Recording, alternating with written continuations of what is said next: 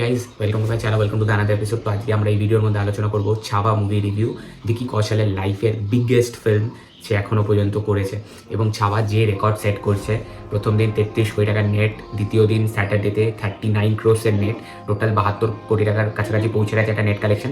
এবং আজকে trade expert করছে যে 45-এর কাছাকাছি একটা কালেকশন যেতে পারে। ওপেনিং উইকেন্ডে 110 কোটি টাকা প্লাস মাইনাস একটা কালেকশন ছাবা নিজের করে ফেলবে। আমি ছবিটা একটু দেখতে লেট করেছি, I am sorry for that. এবং তোমরা আমার দর্শকরা জানে যে আমি সবসময় লেট করি। তো এই ছবিটা আমার বেশ ভালো লেগেছে, বেশ অনবদ্য একটা ছবি লেগেছে। তবে হ্যাঁ, আমার এখনো হিস্টোরিক রিসেন্ট টাইমসে যেই ছবি দেখেছি তার মধ্যে কেসারি আমার বেস্ট লাগে, বাট এই ছবিটা কিন্তু কোথাও পাতে ফেলে দেওয়ার মতো ছবি না। দারুণ একটা ছবি হয়েছে এবং অ্যাকচুয়ালি কোনো রিভিউ শোনার আগে তোমরা ছবিটায় গিয়ে যাও, গিয়ে সেলিব্রেট করো। এই ছবিটা না দু ধরনের একটা অডিয়েন্স আছে। একটা তো হয় যারা জয় শ্রীরাম বলবে, যারা আমরা হিন্দু, আমরা এই ওই হ্যান ত্যান বলবে, তারা তো যাবেই। তারা নয় ফোনে দেখবে, না হলে সেটাকে নিয়ে আলোচনা করবে, বা সিনেমা হলে গিয়ে দেখবে, সেই একটা অডিয়েন্স তো আছে।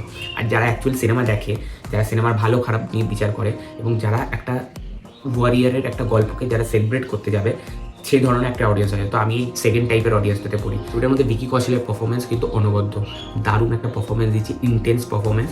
এবং স্পেশালি ছবির সেকেন্ড হাফে যেখানটাতে ওই টর্চারের সিনগুলো আছে, ওখানে জাস্ট ভিকি কৌশল দুর্দান্ত কাঁপিয়ে ফেলে দিয়েছে। রশ্মিকা মান্দানাকে আমার ছবিতে কোথাও খারাপ লাগেনি, ভালো লেগেছে। তবে তার অ্যাকসেন্টে একটু কোথাও গিয়ে প্রবলেম আছে। মারাঠি অ্যাকসেন্টটা কিন্তু সে অতটাভাবে অ্যাডাপ্ট করতে পারেনি। বাট যার কথা না বলে না, অক্ষয় খান্না দুর্দান্ত কাজ করেছে। মানে তাকে দেখে অরঙ্গজেব মনে হচ্ছে, মানে বান্দায় দম আছে। এবং মানে একটা ভিলেনের মতো ট্রিট করেও তাকে একটা হিউম্যান সাইড যে দিয়েছে, সেটা কিন্তু এই ছবির ডিরেক্টরকে সেখানেই প্রেস করি। যে অরঙ্গজেবকে পুরো যে ওয়ান ডাইমেনশনাল ভিলেন, এইরকমই একটা ফালতু মানুষ এরকমটা বানিয়ে দেয়নি। সে তার খারাপ দিকটা তো রয়েছে, তার সাথে যে তার একটা হিউম্যান সাইকোলজি মানুষের কাজ করে, একটা খারাপ মানুষের মধ্যেও তো একটা হিউম্যান সাইকোলজি কাজ করে।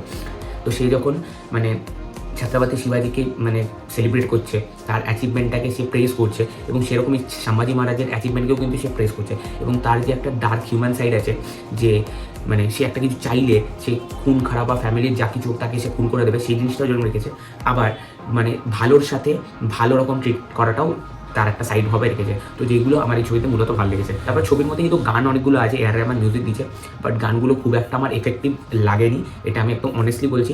বাট যেটার জন্য দেখবার হচ্ছে, শেষের সেকেন্ড হাফের জন্য ছবিটা, ফার্স্ট হাফে ছবিটা এরম চলতে থাকে, সেকেন্ড হাফে কি এই লেভেলে পিক করে যায়। এবং ভিকি কৌশল পুরো এন্টায়ার ছবিতে খেয়ে ফেলে রেখে দিয়েছে, দারুণ কাজ করেছে।